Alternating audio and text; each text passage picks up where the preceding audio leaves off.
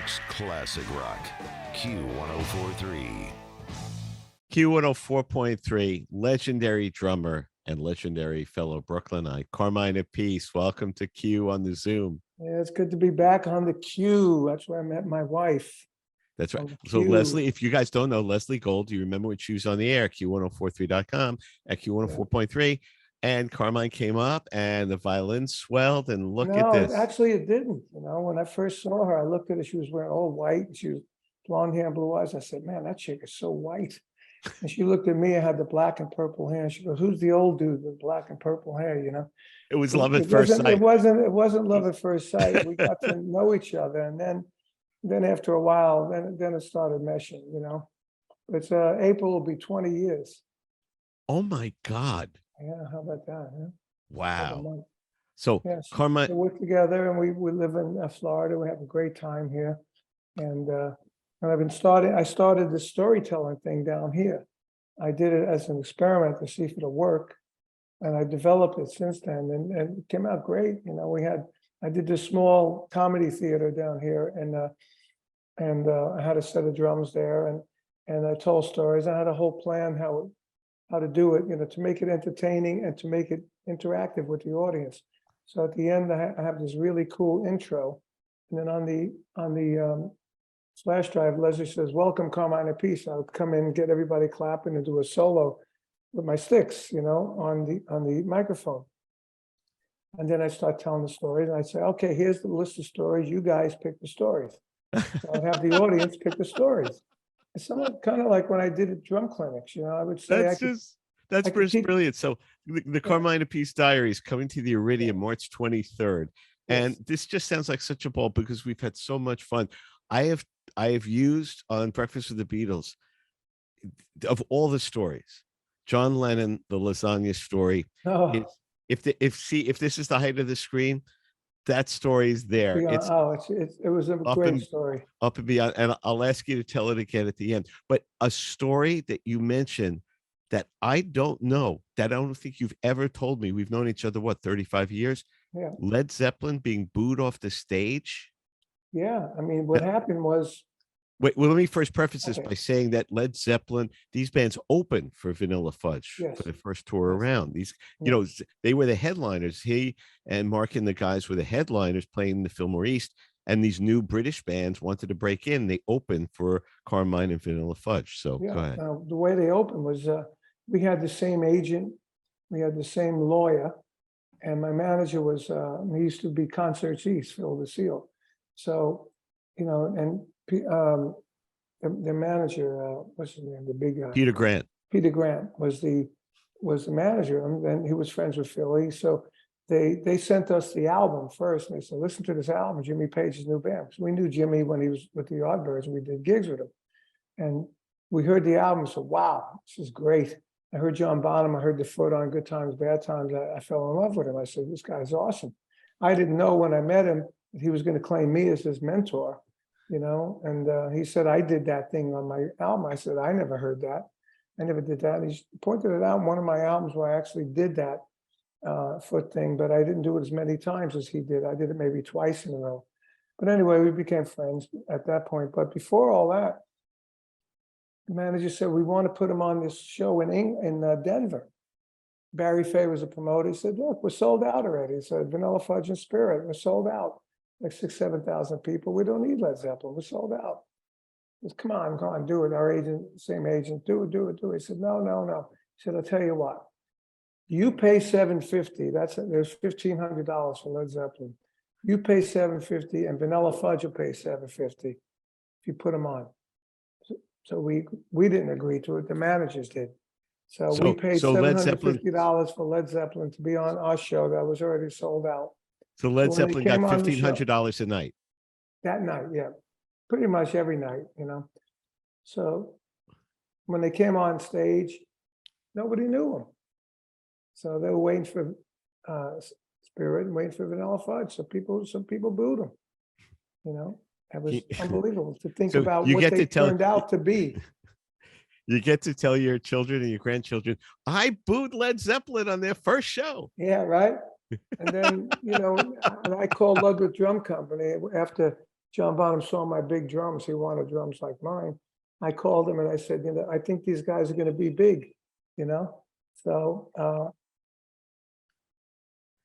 these damn spam calls, you know, I hate this on the phone. All right. So anyway, so Led Zeppelin opened up for us. I got John Bonham is Ludwig Thiel. And I said to Ludwig, I think they're going to be big. That's the, you know, unbelievable, you know, 6 decades they are now. yeah. Huge, you know? So I assume you love John Bonham's playing. You love what Yeah, Bonzo I mean, does. we became good friends, and you know, I did get him the same drum set that I had, and you know, that's become like a staple now, you know. And I Okay. got a funny story of Motley Crue, if you want to hear All right. that. But wait, when we talk about the classic rock drummers, you know, give me, you know, the Bonzo. When we talk about Keith Moon, Ginger Baker, you know, Ringo, the legendary guys. What's your take on all these guys? Well, they all played light. You know, when I came out, if you look at the Ed Sullivan Show, Vanilla Fudge '68, I was a total animal, beating the hell out of the drums. I love Mitch, great drummer, Mitch like Mitchell jazz from drummer, Hendrix. played very light. You know, I played with Hendrix. I love Ginger, you know, jazz drummer again, light. Keith Moon didn't play jazz, but he played crazy, but he was still light, you know. And Ringo was a great drummer, for he created drum parts, I think, you know. He played light. When I came along, I'm beating the shit out of the drum, excuse my French. No, it's fine. And you know, and not knowingly, I created something new. I didn't know it. I was just doing what I had to do to be heard. The amps were getting bigger. There Your were no band played monitors. louder than any band. The You band guys played loud, you know. But like Liberty DeVito said when he saw us play, well, before we made it, that place called My House in Long Island, and he saw me playing, he said, man, you changed my life. You know, I used Because to play Lib plays light. like you. Lib plays when Yeah. Lib was playing the Iridium, and he said to me, it was the first time he hadn't been there yet. He said, "How's the drum kit?" And I said to Liberty, "It doesn't matter. You're going to beat the shit out of it anyway. It's survive it. It doesn't matter what the kit is. That's right. That's right.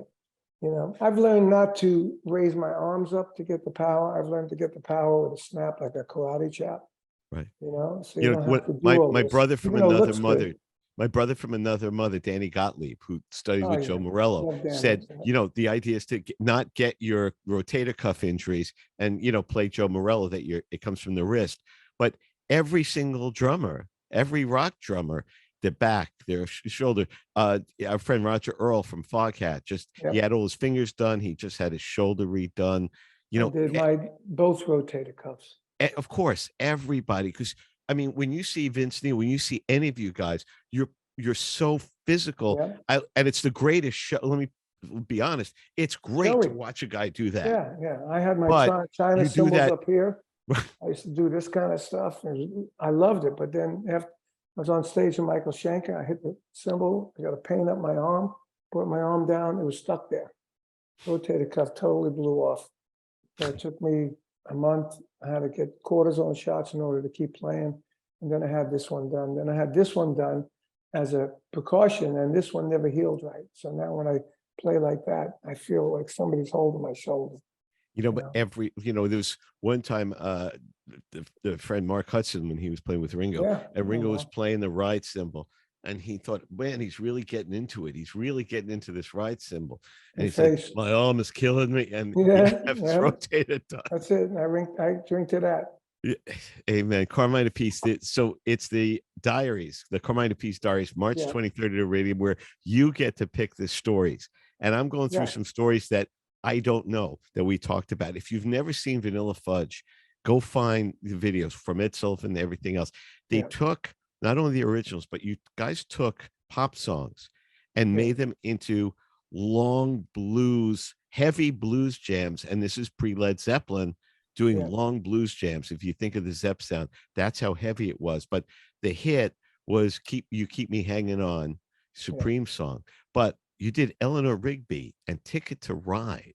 Eleanor Rigby was just amazing. When we were doing that first album and working on all these different songs, I remember distinctly we were in Newport, Rhode Island, and the album we used to listen to was Revolver. That was like our Bible. That was our Bible album. So when we started doing Eleanor Rigby, what we did was take songs and take the lyrics and try and get the musical vibe of the lyrics. Like, you keep hanging on, was going to set me free, why don't you? But, it was happy, Right. but it wasn't happy lyrics. So we brought it down and created that vibe of hurting. We used to call it a hurting vibe for that song. So Eleanor Rigby, you're talking about cemeteries and It's churches dark. and all. It's a dark song. So we turned it into a dark, eerie kind of sound, and I loved what we did with that one. I mean, the end with all the voices going like the row, row, row your boat thing. One guy starts, next guy starts, next guy Doing it starts, around. Yeah. building it up. But all the harmonies and all the chords we used in the harmonies were all dark. Same thing like People Get Ready. It's a gospel-y kind of song. So we did it with a vocal and organ and lots of background gospel kind of songs, Yeah. So- What I've always thought about cover songs, if you're going to do it just like the original, what's the Don't do point? it. If Don't do it. right, you agree. If you Don't don't, do it. look what Joe Cocker did with A Little Help from My Friends. Exactly. This gospel rave up epic. We influenced him, when we met him, we influenced him to do that. Really? Because, well, come on, look at Vanilla Fudge, what we did. We were out before him. So we when they did gigs with us, he opened up for us too, but he had the hit album under him. So he wasn't like people knew him. He didn't get booed. People knew him and he was awesome, with his, and he was great, but all the stuff he did was influenced by Vanilla Fudge, and we loved him. I loved him. I remember the day before he played Woodstock, we played a gig in Massachusetts and somewhere in New England with him. And he said, "Are you going to Woodstock?" We said, "Nah," we turned it down. We did turn it down because we had done a bunch of festivals. In those days, the festivals were such a hassle to get in and out of that after you do 3 or 4 of them, you go forget about it. Who knew? Right.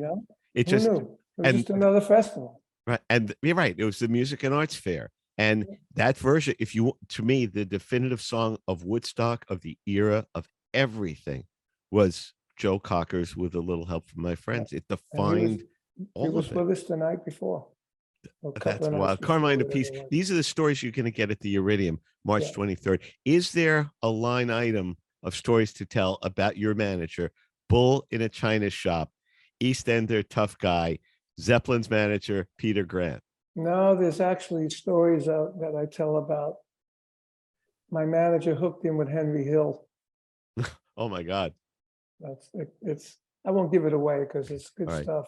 My favorite, by the way, my favorite Peter Grant story. There was some bill and there was some festival and Bob Dylan was on, and Peter Grant wanted to meet Bob Dylan, and he was Bull in a China Shop, right? Just big, tough. Oh yeah, big guy, wrestler, ex-wrestler. For real, folks, for real. So he wants to meet Bob Dylan. He bullies his way backstage. Hey, out of my way, knocking people over. Gets to the dressing room, knocks on it, just throws open the door, and Bob's reading the newspaper. And Peter Grant walks in and he goes, "Yeah, Bob Dylan, I just wanted to meet you, mate. I'm Peter Grant. I manage Led Zeppelin." And Bob supposedly looks up from the newspaper and says, "Do I come to you with my troubles?" And goes back to the newspaper. That's pretty funny. Perfection. I'll tell you a little thing about Henry Hill. He used to come to our house and go, "Hey, Carmine, I got this stuff that just fell off a truck." He opened up the trunk of his Eldorado and he's got all these things in there. By the way, for you folks, you know who Henry Hill is? I'm going to give you 5 seconds. 5. Goodfellas, man. Goodfellas. Yeah. Ray Liotta, Henry Hill. Yeah. You knew Henry Hill. Yeah, so we knew him. We knew a lot of people in that movie. Yeah. Frankie 2 times, all those guys. Yeah, Paulie, the Don. So, as you can take the boy out of Brooklyn to Florida, but I said you, me, Liberty, Mark Rivera, there's a lot of us. This is the Brooklyn we grew up in, the Brooklyn we knew. Yeah. Nothing happened, nothing got fixed in your house, nothing was done without somebody saying, "I got a guy for you." Yeah, you didn't call anybody in the phone book. I got a guy that could fix that. when Jane and I got married at Michael's of Brooklyn, they could have offered me the Taj Mahal at Michael's because I grew up with Michael's in Brooklyn. Yeah, Nostrand Avenue, you are. Yeah. Hey, who's doing the flowers? Yeah. We don't know. I I'm going to call the Greek. I'm going to call the Greek. He'll set you up. And it's like that's the world we grew up in. Yeah, exactly. Carmine's going to be at I still look to do that. What's that? I got that going down here in Florida. There's a lot of people from New York down here. Of course. My friend Vito got a limo company, and he plays drums. So I give him drum lessons. He gives me limos. And his kids are musicians. I help them out. It's like it's still going on down here because a lot of New Yorkers move down here. Oh God, yeah. Yeah. I really love it. I love the weather. People are nice, and you get a lot more for your money down here than you did in LA, and my son's in LA. He's going to buy a house almost what we paid here. We got 2.5 acres of land here. He's got 30 by 20, you know what I mean? Yeah. In LA. But listen, if your life's in LA, if your life and your work is in New York or LA, when you were younger, you wouldn't have left, New York or LA for the world. You're on the road. Yeah, I left New York to go to LA, matter of fact, and because I had my BBA in Cactus and Vanilla Fudge was New York, and then it kind of dried up. So I went to LA and I ended up playing with Rod Stewart and Ozzy and Ted Nugent and all that stuff. So And I'm sure let's you're do going a shout out for Jeff, huh? Oh God, yeah, Jeff. What a shock. We have a new album we're working on. It's a Beck Broken Appice Live 50th anniversary, live at the London Rainbow with 7 new songs, and live in Japan as a box set that was coming out. We were working on it with Jeff, Before I let you go, tell me about Jeff Beck. Tell me who Jeff Beck was to you. Well, Jeff is the best. Period. He was the best. He played guitar like nobody. So when you heard somebody playing, I could hear Eric Clapton play. I couldn't tell if it's Eric Clapton, I couldn't tell if this one was this one. But when you heard Jeff Beck play, it's Jeff Beck. Just the way he played, he made the guitar talk. And we were so proud to be doing this album again. The 2 days before he died, we sent the liner notes to them to check out. And then 2 or 3 days later, we found out he died. I couldn't believe it. I felt empty for 2 or 3 days after that because I know him since 1967. And he was always a vegetarian, always in good health. You always look great. I always look great, and I'm still in shock. Everybody's in shock. I did a tribute song for him so far. I'm thinking of maybe doing an album with Derek Sherinian from Dream Theater and Alex Sulkin from Testament, Tony Franklin, and myself. We did a version of Lead Boots, and we're going to mix and we're going to mix a couple of songs and try and get a deal from somebody that would want to do this, because Carmine, we'll see you at the Iridium March 23rd. Yeah. The Carmine Appice Diaries, the stories, and whatever you guys pick, you must not skip the John Lennon lasagna story with Mrs. Appice. Without a doubt. And I love you so much. Give my love to Leslie Gold. I do play drums too. So awesome. Okay. We'll see you there. Give my love to Leslie. You guys remember Leslie Gold from Q104.3, the early days? The radio chick. The radio chick. All right, man. Take care. Safe travels. See you, brother. Bye-bye. New York's classic rock, Q104.3.